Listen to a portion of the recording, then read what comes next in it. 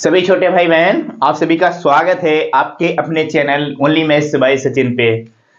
तो मेरे छोटे भाई बहन, आप सभी आ चुके हैं। उम्मीद करता हूं आप सब मेरे साथ जुड़ चुके होंगे। अगर नहीं जुड़े हैं तो चैनल सब्सक्राइब करके जुड़ जाइए।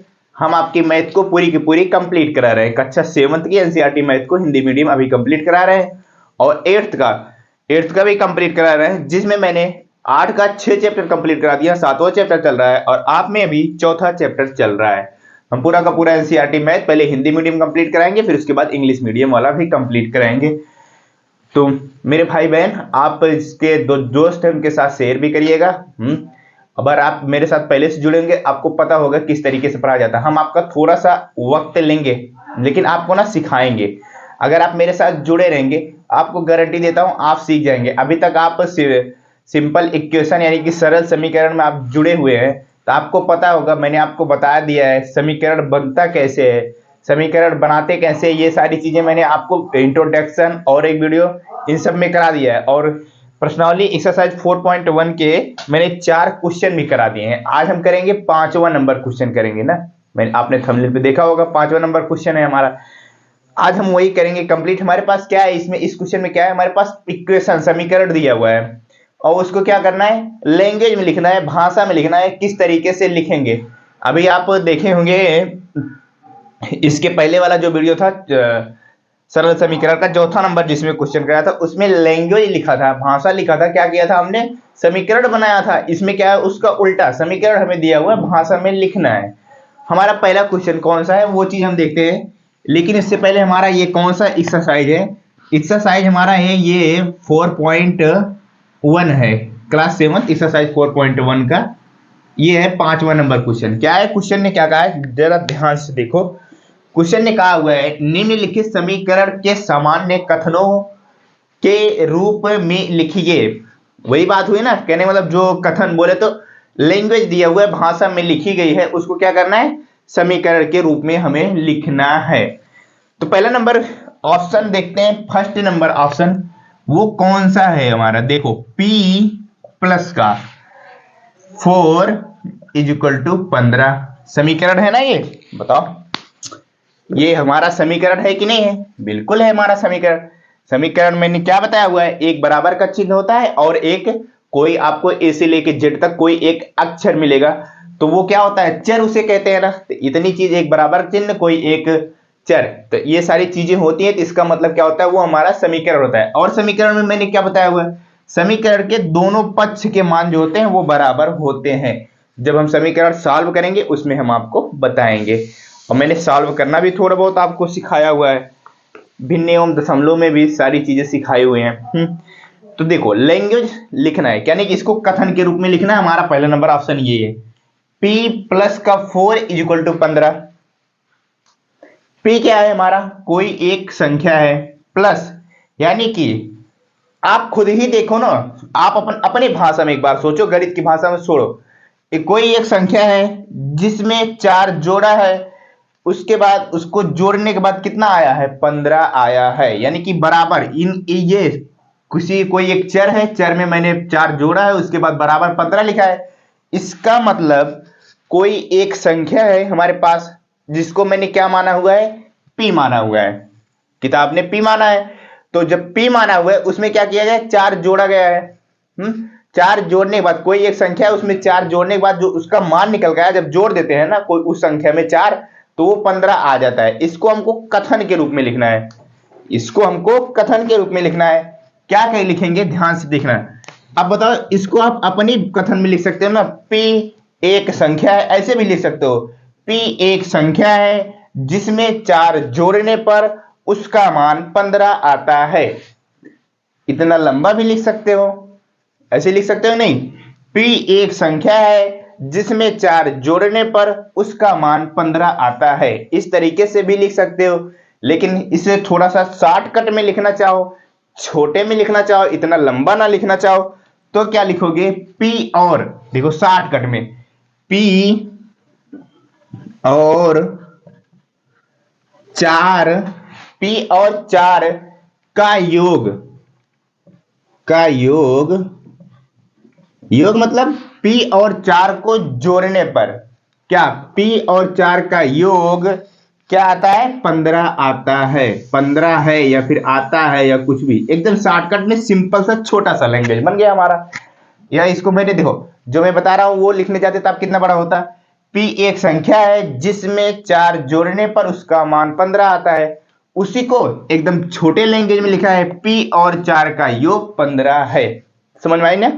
बिल्कुल समझ में आया होगा। चलते हैं हम दूसरा नंबर ऑप्शन देखते हैं। दूसरा नंबर ऑप्शन हमारा क्या है? दूसरा नंबर ऑप्शन देखो जरा सा, वो क्या है? m माइनस का 7 इज इक्वल टू 3। अब बताओ, इसको पहले अपने लैंग्वेज में समझो फिर गणित के लैंग्वेज में लिखेंगे। अपने लैंग्वेज में कैसे समझे इसको? देखो m एक संख्या है, चर, वो हमारी कोई ना कोई संख्या होती है, हमें पता नहीं होता है, बस उसकी जगह हम कोई ना कोई चर ले लेते हैं, लेकिन वो हमारी एक संख्या ही होती है। m एक संख्या है जिसमें से क्या 7 घटाने पर उसका मान 3 आता है। ऐसे लिख सकते हो नहीं लिख सकते हो? बिल्कुल लिख सकते हैं। m एक संख्या है जिसमें से 7 घटाने पर उसका मान 3 आता है। आप इस तरीके से लिख सकते हो, लेकिन गणित के लैंग्वेज में, शॉर्टकट के लैंग्वेज में, एकदम सिंपल लैंग्वेज में से ऐसे लिख सकते हो। देखो m में से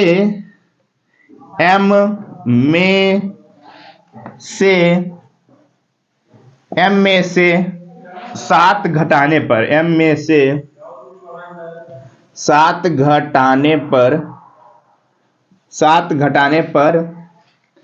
m में से 7 घटाने पर उसका मान क्या?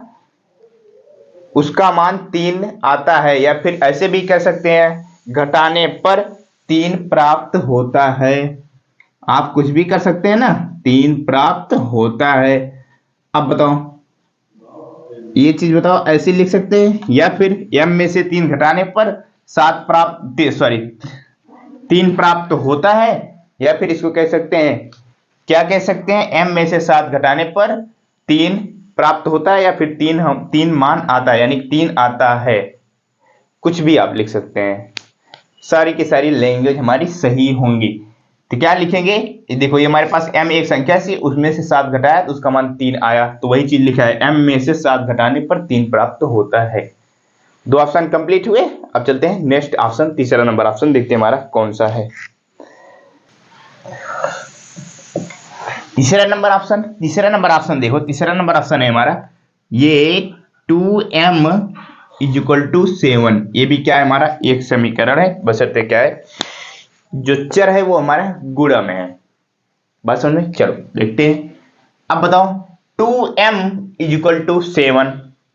m क्या है? हमारा कोई एक संख्या ही है, उसमें क्या किया गया है? 2 से गुणा कराया गया है। उसके बाद जब 2 से गुणा कराने के बाद कितना मिला है हमको? 7 मिला है। आप इसको अपने लैंग्वेज में अपने ढंग से कैसे लिखोगे? m एक संख्या है जिसमें 2 से गुणा कराने पर 7 प्राप्त होता है। ये भी लिख दोगे तो ये भी हमारा कथन सही है, लेकिन हमको इसको छोटे से छोटे रूप में लिखना है, ताकि इतना लंबा ना लिखने जाए। हम m एक संख्या है जिसमें 2 से गुणा कराने पर 7 हमें प्राप्त होता है, इतना लंबा लिखने की कोई जरूरत नहीं। और शॉर्टकट में हमको छोटा सा लैंग्वेज बनाओ, छोटे लैंग्वेज में कैसे हम इसको लिख सकते हैं। दिमाग लगाओ मेरे भाई। क्या एक संख्या, देखो क्या इसको ऐसे भी लिख सकते हैं ना, एक संख्या m का माने क्या होता है? गुणा होता है। एक संख्या m है, m का अब दो से गुणा कराया गया है ना, इसको कैसे लिख सकते हैं? एक संख्या m का 2 गुना क्या? 2 गुना क्या है? 2 गुना 7 है। ये कामा लगा दो, 2 गुना 7 है। यह कामा क्यों लगाया? क्योंकि भैया ये कह रहा है एक संख्या m का, यानी कि m का 2 गुना, इसका मतलब m में 2 से गुणा कराया है, जो उसका मान आया है वो 7 आया है। समीकरण में देखो ना, m एक संख्या है जिसमें मैंने 2 से गुणा कराया है और उसका मान कितना आया है? 7 आया है। इस तरीके से भी आप लिख सकते हैं। अब चलते हैं कौन सा, अब इसके बाद तीसरा नंबर ऑप्शन हो गया, चौथा नंबर ऑप्शन देखते हैं। हमारा चौथा नंबर ऑप्शन कौन सा है? हमारा चौथा नंबर ऑप्शन देखो, m बाई 5 यानी कि बटे में 5 बराबर 3। इसको कैसे लिख सकते हो बताओ। m कोई एक संख्या है हमारे पास, m कोई एक संख्या है जिसमें 5 से भाग देने पर हमें कितना मिला है, 3 प्राप्त हुआ है ना। बताओ, m एक संख्या है जिसमें 5 से भाग देने पर हमें 3 मिला हुआ है, 3 प्राप्त हुआ है। इसको कैसे लिख सकते हैं आप बताओ।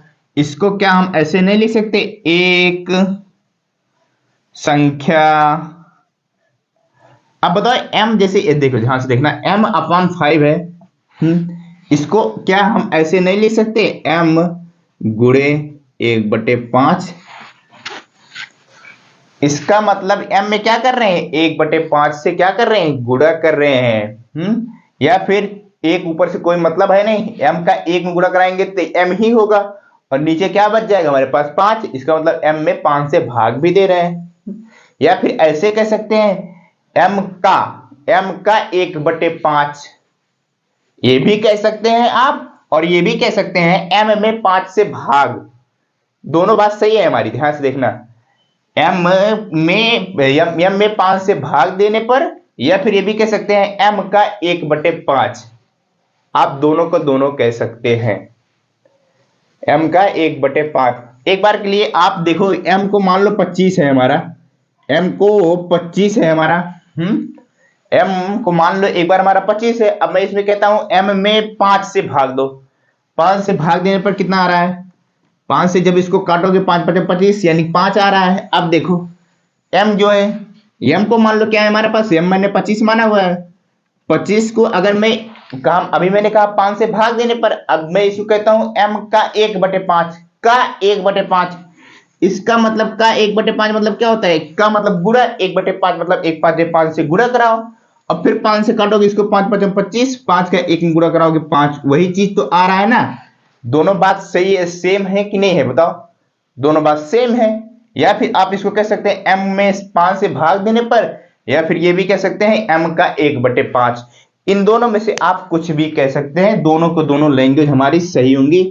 तो इसको कैसे लिखेंगे, एक संख्या m का, यही चीज लिख दे, सबसे छोटा लैंग्वेज हमारा यही है, एक संख्या m का 1/5 क्या है, 3 है। m का एक संख्या m का 1/5 3 है। ये हो गया हमारा लैंग्वेज, कौन से, चौथे नंबर ऑप्शन का। समझ में आया बताओ, तीसरा नंबर और चौथा नंबर ऑप्शन समझ में आया, बिल्कुल समझ में आया होगा। अब चलते हैं हम कौन सा, चलते हैं हम चौथा नंबर हो गया। अब इसके बाद पांचवा और छठा नंबर ऑप्शन देखते हैं कौन सा है हमारा। चलो देखते हैं हमारा पांचवा नंबर ऑप्शन कौन सा है। पांचवा नंबर ऑप्शन हमारा है 3m अपान का कितना है, 5 है, इज इक्वल टू 6 है। यही है ना हमारा पांचवा नंबर ऑप्शन, यही है। तो इसको कैसे करोगे समझो ध्यान से, क्या लिखा गया हुआ है, m 3m अपान 5 इज इक्वल टू 6 लिखा गया है।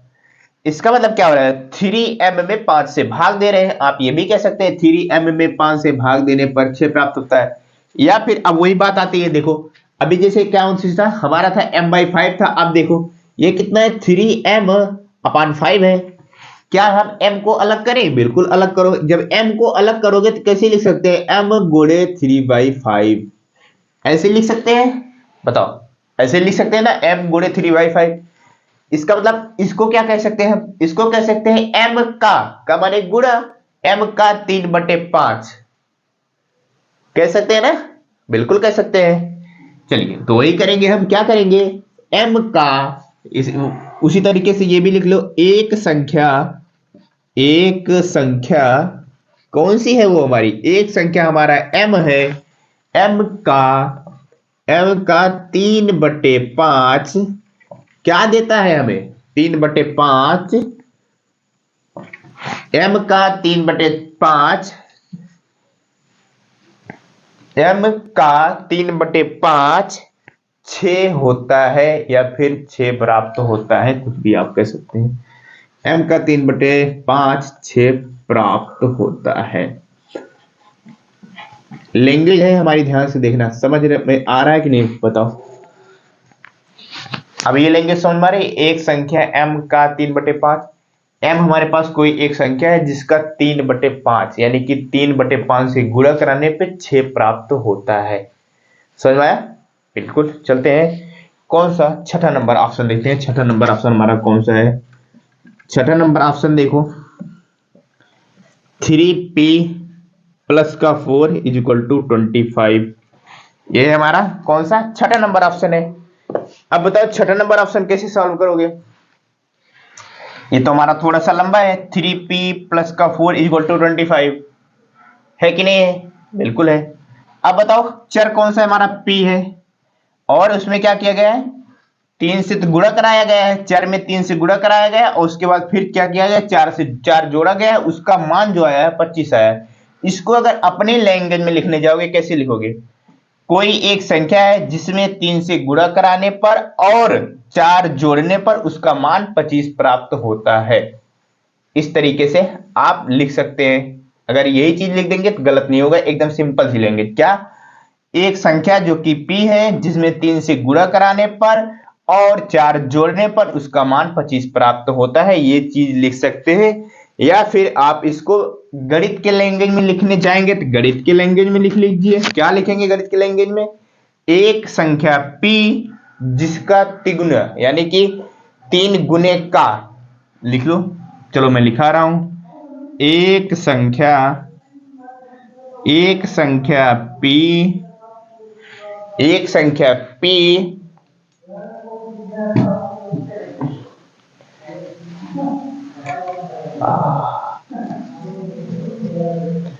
एक संख्या p के 3 गुने। अब बताओ इसका मतलब समझ में? यहां तक लेंगे समझ में? एक संख्या p के 3 गुने, इसका मतलब 3 से गुणा कराने पर फिर उसके आगे क्या लिख सकते हैं? 3 के गुने का 4 से योग, 4 से योग। इसका मतलब समझे?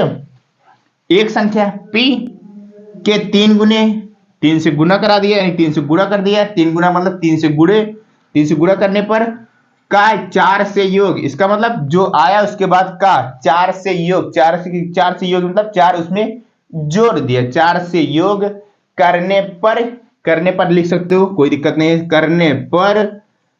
करने पर 25 प्राप्त होता है। आप ये चीज लिख लेंगे, 25 प्राप्त होता है।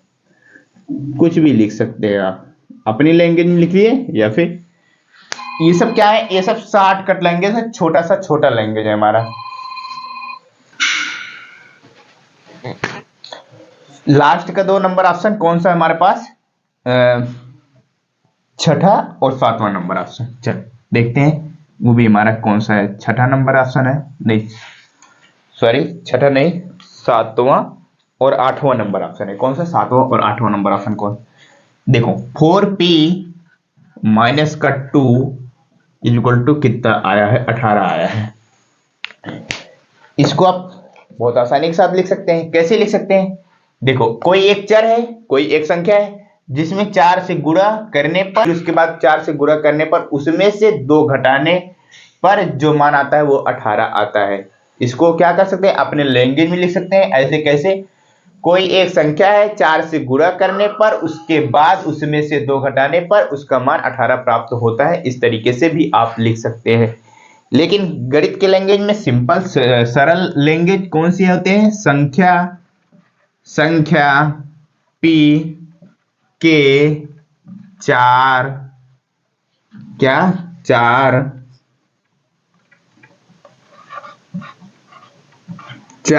गुने में से, 4 गुने में से, फिर उसके बाद क्या है?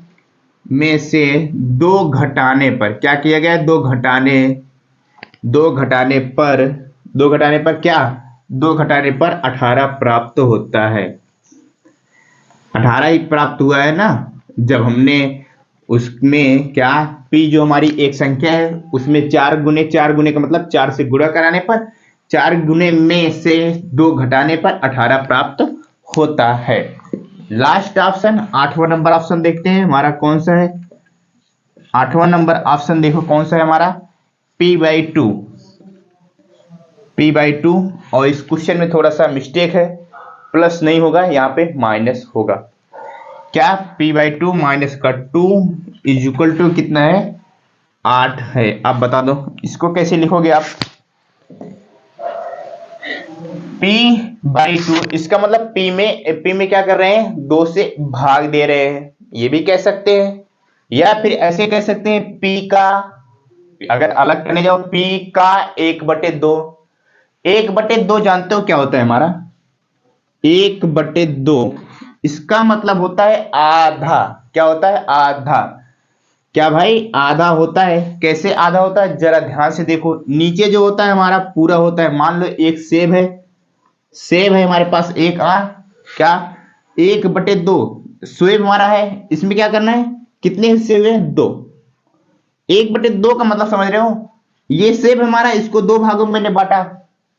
ये हमारा सेब है, सेब को 2 भागों में बांटा जब मैंने, इसका मतलब 2, 1/2 का मतलब क्या, 2 में से 1 हिस्सा। ध्यान से देखना, 2 में से 1 हिस्सा है। क्या, ये देखो सेब का 2 हिस्सा किया गया, 2 में से 1 हिस्सा। जब 2 में से 1 हिस्सा लोगे, चाहे ये वाला लो चाहे ये वाला लो, यानी इसका मतलब आधा तो ही हुआ। बताओ, आधा ही हुआ। अब देखो आधा आधा अगर जोड़ोगे, 1/2 1/2 भिन्न में आप जोड़ोगे, कितना आएगा इसका मान।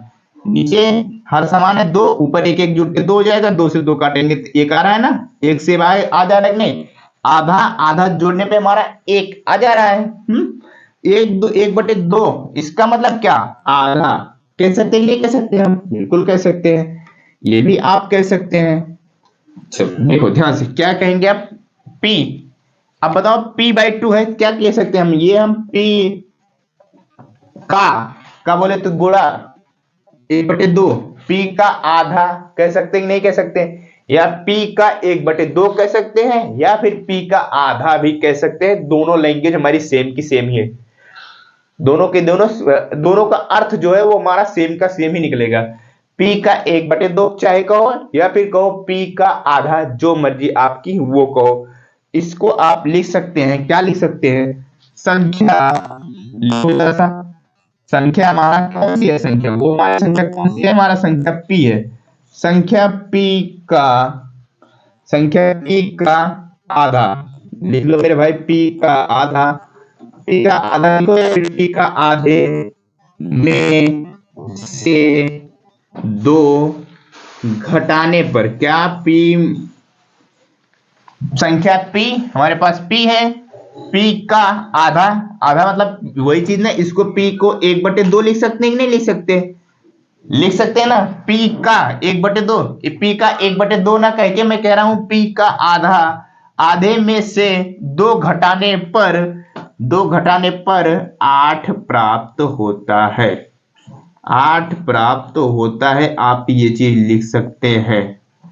आप इस तरीके से कोई भी समीकरण हो, यानी कि समीकरण हो लैंग्वेज से, आप समीकरण में बना सकते हैं, या फिर समीकरण हमको दिया हो उसको लैंग्वेज में यानी कि भाषा में भी हम लिख सकते हैं समीकरण को।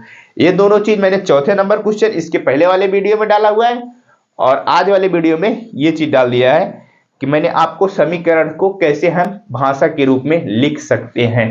तो ये दोनों चीजें आपको मैंने सिखा दिया हुआ।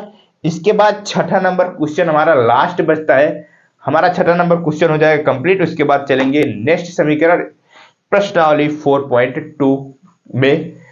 तो नए दोस्त हो चैनल को सब्सक्राइब कर लो, और जो आपके पढ़ने वाले दोस्त हैं उनके साथ शेयर भी कर सकते हो। उम्मीद करता हूं आप चैनल जरूर सब्सक्राइब करेंगे। हम चलते हैं, आपसे मिलते हैं अगले क्वेश्चन के साथ, कौन से छठे नंबर क्वेश्चन के साथ। तब तक के लिए पढ़ते रहिए, बाय बाय।